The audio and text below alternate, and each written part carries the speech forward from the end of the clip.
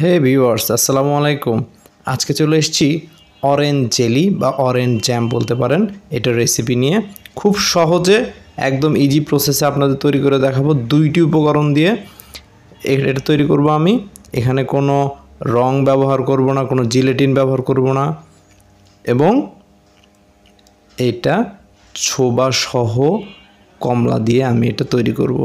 So দেখুন ফুল প্রসিডিউরটা। এবং এই শীতে কমলা শেষ হওয়ার আগেই আপনারা এটা তৈরি করে নিন এবং বাচ্চাদেরকে স্বাস্থ্যকর খাবার খাওয়ান। দেখুন আমি প্রথমে কমলার যে সাদা ছোবাটা রয়েছে সেটা ফেলে দিচ্ছি। নিচের ছোবাটা থাকলে সমস্যা নেই, থাক। এবং বিচিগুলো ফেলে দিবেন আপনারা, কারণ বিচি এবং যে সাদা যে অংশটা সেটা তেতো লাগে। দেখুন আমাদের কমলাটা এভাবে রেডি করে নেবেন আপনারা। আমি এখানে এই পাশে বাম পাশে দুইটা কমলা এভাবে রেডি করে নিয়েছি, আর একটা করে নিলাম। মোট 3টা কমলা নিয়েছি আমি এখানে। এবং কমলার যে ছোবা আছে দেখুন, সেটার উপরের যে কমলা কালারের যে অংশটা সেটা আমি এভাবে উঠিয়ে নিচ্ছি। আপনারা চাইলে একটা ছুরির সাহায্যে, ধারালো ছুরির সাহায্যে উঠিয়ে নিতে পারেন। উঠিয়ে নিয়ে সেগুলোকে আমি কুচি কুচি করে কেটে নিচ্ছি। এটাই আমি জেলিতে অ্যাড করব এবং এটার থেকে একটা অরেঞ্জ ফ্লেভার ক্রিয়েট হবে এবং এটা খেতে অনেক ভালো লাগে। আপনারা অবশ্যই এটা দিবেন। তো দেখুন আমরা 3টা কমলা এভাবে ছিলে নিয়েছি। ছিলে আমরা এটাকে একটা গ্রাইন্ডার বা ব্লেন্ডারে সেট করে নিচ্ছি। কোনো পানি দিতে হবে না, জাস্ট এই কমলাটাকে আপনারা জুস করবেন। উইদিন 1 মিনিট আপনি দেখবেন যে এটা কী হয়। 1 মিনিটের মধ্যে আপনার এটা ব্লেন্ড করা হয়ে যাবে।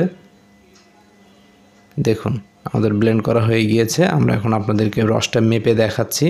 এখানে ফুল 1 কাপ, তারপরে আর সামান্য হয়েছে। সো আমি এখানে একটা ছোট লাল কমলা অ্যাড করেছি। অ্যাড করে এটা প্রায় 1.5 কাপের কাছাকাছি আর কি, বা 1.25 কাপ বলতে পারেন রস হয়েছে। তো আমি এখানে 1.25 কাপ চিনি দিয়ে দিলাম। যতটুকু রস ততটুকু চিনি, এটাই এর আনুপাতিক হার। সো দেখুন আমি এখানে চুলায় চলে এসেছি রান্না করতে, আর কিচ্ছু দিতে হবে না।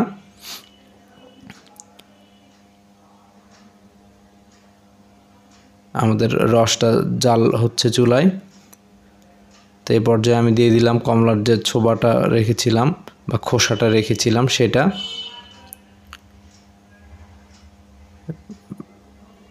আপনাদের উপকরণটা ফুটে উঠলে কিছুক্ষণ পরে, 4-5 মিনিট পরে আপনারা ছোবাগুলো দিয়ে দিবেন, কারণ ওগুলো সিদ্ধ হতে হবে।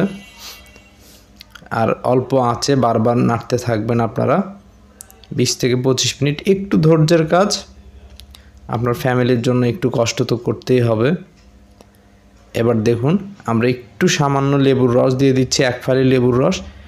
এটা আপনার এক ধরনের প্রাকৃতিক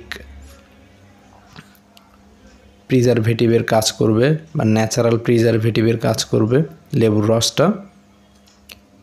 সো দেখুন ফ্রেন্ডস, আমাদের এটা জাল হচ্ছে অনবরত এবং কনসিস্টেন্সলি এটাকে আপনারা নাড়াচাড়া করতে থাকবেন। নাড়া থামিয়ে দিলে কিন্তু এটা দুধের মতো উতলে উঠবে বা ফুলে উঠবে। আর আপনারা কিছুক্ষণ পর পর একটা বাটিতে নিয়ে বা একটা প্লেটে নিয়ে এর কনসিস্টেন্সিটা চেক করবেন। দেখুন আমাদের এটার কনসিস্টেন্সি মোটামুটি হয়ে এসছে। আমরা এখন এটাকে নামিয়ে ফেলবো, কারণ বেশি গাঢ় করে বা বেশি ঘন করে জাল করলে শেষে ঠান্ডা হওয়ার পর আরও বেশি ঘন হয়ে যাবে, তখন এটা জ্যামের মতো পাউরুটিতে লাগানো যাবে না সহজে। আমরা এই পর্যায়ে আমাদের এটা চুলা থেকে নামিয়ে একটা বয়ামে সেট করে নিয়েছি জেলিটা। দেখুন এটা 3-4 ঘন্টা পর এটার কনসিস্টেন্সি অবস্থা রয়েছে। ফ্রেন্ডস জাস্ট বিলিভ করেন, আমি এখানে কোনো এক্সট্রা কালার অ্যাড করিনি, কোনো প্রিজারভেটিভ অ্যাড করিনি, এমনকি কোনো ন্যাচারাল যে এসেন্স আছে অরেঞ্জ এসেন্স সেটাও ইউজ করিনি। মাত্র এই 2টি উপকরণ দিয়ে এই শীতের সময় অবশ্যই আপনারা বানিয়ে খাবেন এই অরেঞ্জ জ্যামটা বা অরেঞ্জ জেলিটা, তাহলে আমার এই ভিডিও বানানোর সার্থকতা। তো ভালো থাকবেন, সবাই দোয়া করবেন আমার জন্য। আসসালামু আলাইকুম।